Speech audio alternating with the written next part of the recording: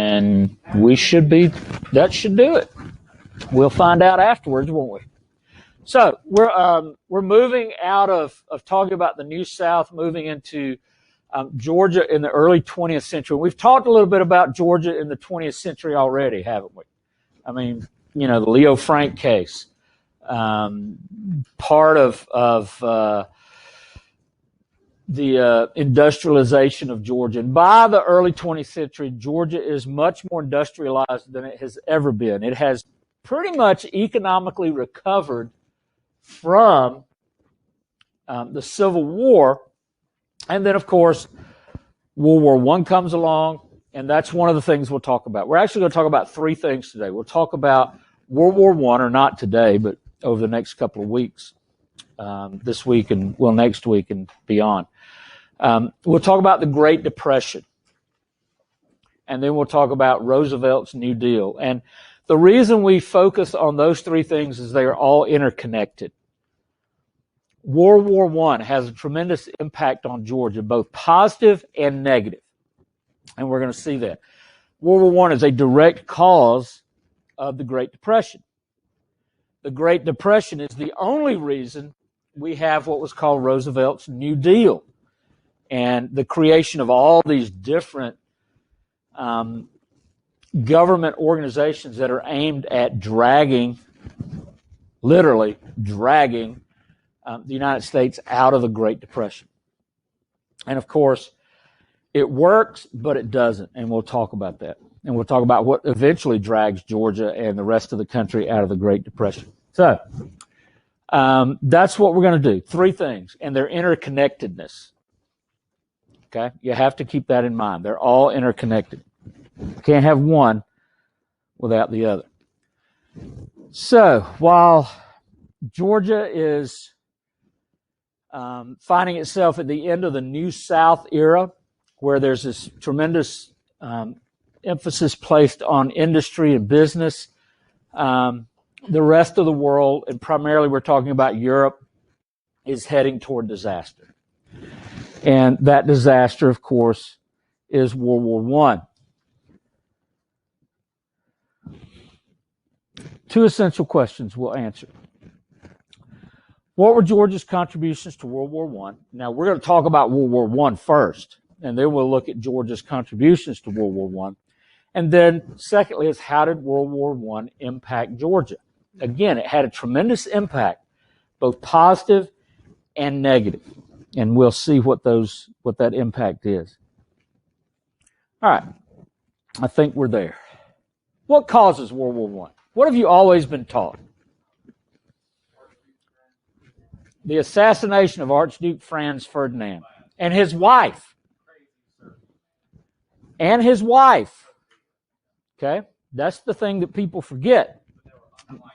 But that's not what causes World War I. That's the straw that breaks the camel's back. If you ever watched Roadrunner cartoons, okay? Wile E. Coyote always, for some stupid reason, goes to the Acme explosive company and buys explosives, right? And he sits them in the middle of the road waiting for the Roadrunner to come by. He's going to blow up the Roadrunner and, I suppose, eat what's left of the Roadrunner. Yeah. He's not real smart. He's actually an evil genius, if you want to know the truth. But, he's always got this big pile of explosives, and he lights the fuse, and what happens? The fuse burns, and everything blows sky high. The assassination of the Archduke is the match that lit the fuse. It's the spark. It's not the cause.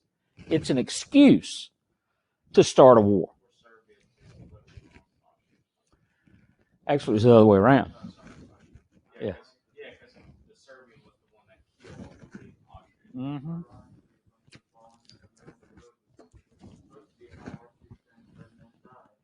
But it wasn't. He got lost. All right. So what does cause World War I? There are three causes that we'll talk about. First one is called intense nationalism.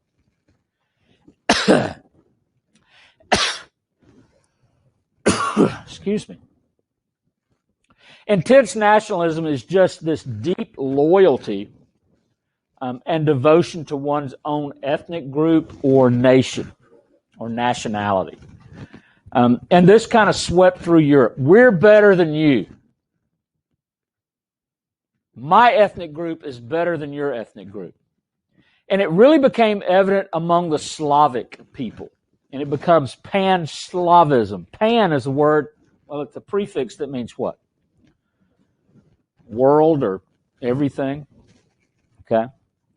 So Pan-Slavism is everything Slavic, world Slavism. And Slavism is this idea that is pushing for unity, integrity among the Slavic people. We're talking about people like Russians, people in Yugoslavia, people in Czechoslovakia, people in Georgia, not this Georgia, but that other Georgia, the Ukraine, all Slavic speaking people, all descended from the Slavic people. And again, it becomes very strong in Europe, particularly Russia and Eastern Europe. Is that a problem?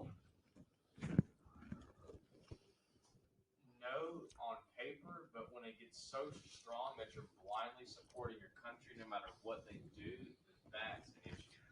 Okay. It's fine to feel proud of your country, but when it's extreme. Yeah. Did you see what I was doing behind my mask there? USA, USA. Is that nationalism? Yes. Yeah, and is that wrong?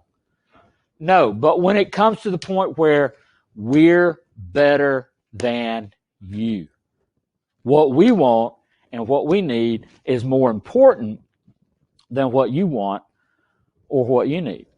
4, 5, 6 years ago. Closer to 5, I guess. Nationalism actually was a problem in the United States because we started looking at ways to exclude the world. And as you hopefully know, we are not isolated, are we? I mean, we can build all the walls we want to, but we can't isolate ourselves. It's not going to solve the problem. And nationalism kind of leads you to do things like that. World War II breaks out. What was one of the causes of World War II? Nationalism. Germany's like, we're better than everybody, so we're just going to take over everybody. Right? So it is a problem because, if I'm Great Britain and Russia's sitting over there going, we're the best country, we're better than everybody, our people are better than all other people, and Great Britain's sitting there thinking, well, what are we? No, we're better than you. Heck, France is even better than you. France is not better than anybody, by the way. Have I ever told you my France joke? Several years ago, the what was the name of that plane? The Concorde, which was an airliner that flew at supersonic speeds. It would actually break the sound barrier. You could go from New York to London in about 2 hours. It was fast. And it was flown by British Airways. There was a British Airway plane that took off, I want to say from Berlin, and it crashed. No, it was in Paris, and it was flying to Berlin. And anyway, it crashed. It was full of Germans. And the joke was, with that plane crash, the French killed more Germans than they did in World War II. It was an awful joke. All right. London was laughing. Yes. At the Dulles International Airport in Washington, they have one of the Concords there, and it's huge. Yeah. Like, you wouldn't think. Well, it's long, isn't it? But it's very narrow. It's not fat. Yeah, it's not wide. It's very long. And it would actually stretch in flight because of the heat. Yeah, it's something unreal. Crazy stuff. That's why engineers should get paid a lot of money. So be an engineer or not. Second cause is economic rivalry and colonialism. And you know what colonialism, it's going out and acquiring colonies, acquiring other lands, other countries to benefit the mother country economically. So, you have all these European countries that are seeking to create colonies in other places, particularly Africa. And one of the things you should have learned in the past is that it is colonialism in Africa that destroyed Africa. I mean, without a doubt. When you are a colony for several hundred years, you forget things. You forget how to rule yourself. You forget how to self-govern. Not only that, colonialism tended to break up ethnic groups and then put people of differing ethnic groups in the same location.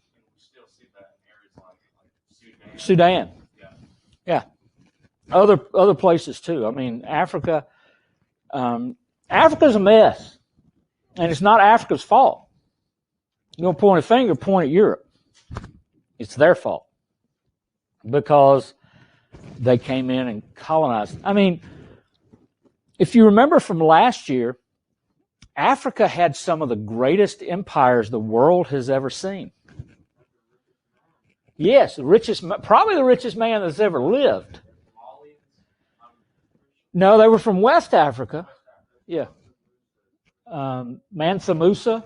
Yeah. Sundiata, who was also come on. Disney made a movie about it. Had little furry animals running around in it and a warthog. The Lion King. The Lion King is actually based on the story of Sundiata. Real quick, his uncle killed Sundiata's father, his mother, and his, 11 brothers. Left him alive. Big mistake. Sundiata actually grows up, comes back, kills his uncle, thinks Scar, and becomes king. We learned briefly about that last year. Yeah. But it was just more recent about the book. Yeah. So, and there was a king from Western Africa that made a pilgrimage to Mecca, and carried unbelievable wealth with him and was giving it away. I think it was Mansa Musa. I just like that name. Yeah. Yeah. So colonialism kind of destroys the fabric of Africa. Countries forget how to rule themselves. And that has led to many of the problems that Africa's faced in the 20th and 21st century. Where am I? There we are. What's next? Oh, pictures. Kind of a neat picture. You see really what colonialism is all about. Tearing things apart. I've got a better cartoon somewhere that shows all the European countries surrounding a map of Africa, and each of them have a corner of it, and they're pulling it. Everybody wants a part of it. And that's what colonialism does. Pan-Slavism, the Slavic Union, bringing the Slavic-speaking peoples together to unify them so that they are a much more powerful ethnic group. Yeah, I like that. Yeah. So Africa from 1885 to 1914. You see the problem here? You got France and Great Britain and Germany and Portugal, of all people, the Italians, the Belgians, the Spanish. Why is Liberia independent? Nobody wanted it. Why didn't anybody want it? Because it was a mess. Why was it a mess? Because the United States did something stupid. Imagine that. What did we do?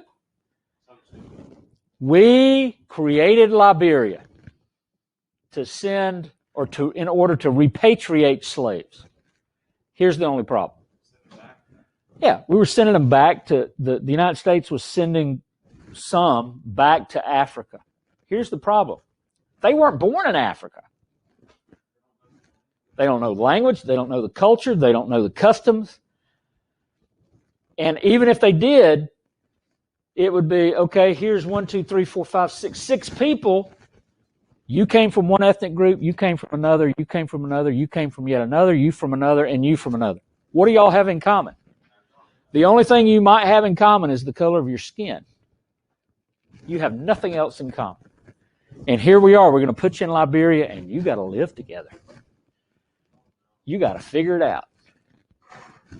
So it failed. It did not work. Where's this other gray country from? What? Smile, you're on camera. Wave to the camera. Wave to the camera. Come on, the bucket's over there. Go over there. Get out of the way. Why is Abyssinia in gray, which is today? Huh? It's the only African country never colonized.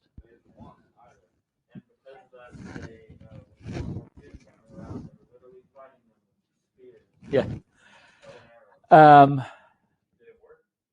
No, didn't work out too well for them. And so when we look at the map that shows the countries that are involved in World War II, you're going to see a lot of little spots in Africa. Why? Because the British would bring troops from Nigeria. The French would bring troops from West Africa. The Germans from Cameroon and German Southwest Africa to fight in this war.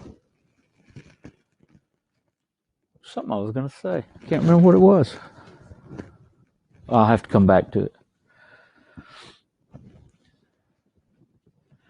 So, military alliances, that's the third cause of World War I. These military alliances are formed between countries. You watch my back, I'll watch yours. If somebody invades you, I'm going to come to your assistance. Okay? And that's not a bad thing. I mean, we have allies today. If we go to war, Great Britain and France, maybe France, but Great Britain certainly is going to step in and assist. If Canada's invaded, we're going to Canada's aid. Even if Mexico were to be invaded, we would go to Mexico's aid. May not be good allies all the time, but we're allies. And so we have these military alliances that are formed to kind of maintain, the balance of power. Germany's got a lot of, has a huge army. So Britain and France to get together and they say, if Germany gets a little froggy, we'll step in and fight them. But what it does, it divides Europe into these armed camps. What's the purpose of an army?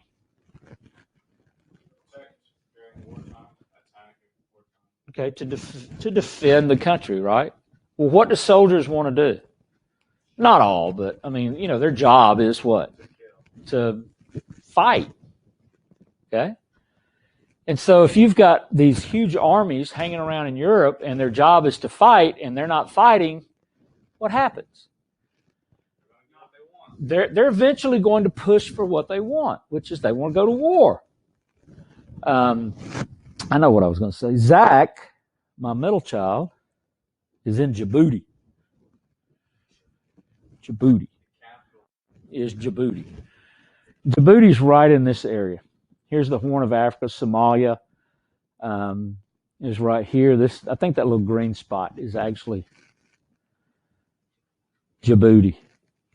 But anyway, he's in Djibouti, and it is. Anytime you tell anybody in the military that my son's in Djibouti, they just kind of shake their head because it's a cesspool. It's awful. He told me a couple of weeks ago that they were watching from a drone. Two guys in not Djibouti, but they were in Somalia. Two guys that were taking a bath in a mud puddle, and they started fighting. So they were bathing, they started fighting, and right in the middle of their fight, a dead body popped up out of the mud hole. And that's the kind of thing that you see in Somalia and Djibouti. And the reason I mention that is the U.S. pulled all of their resources out of Somalia. Somalia is basically a country in chaos. There is no government, and there hasn't been for well over 30 years. Trying to create a government, and the U.S. finally said, we've had enough, and they pulled out. Some of the people that they pulled out of Somalia were Navy SEALs. And where did they send the Navy SEALs? To Djibouti, to the Special Forces base in Djibouti. What do SEALs want to do? They want to sneak up to you in the middle of the night and stick a knife through your throat and kill you. Right? I mean, that's what they're trained to do. That's their job. And we don't want to know what they do, but that's their job. Okay?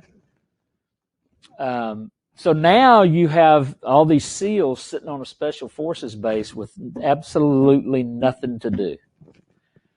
And Zach said, they just, they live to fight and they can't. And it's driving them crazy. And if they don't bring them home pretty soon, something's going to happen.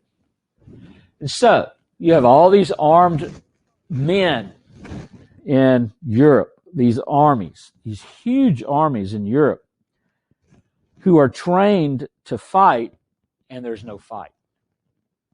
So 3 huge cases of dynamite: intense nationalism, colonialism, economic rivalry, and military alliances.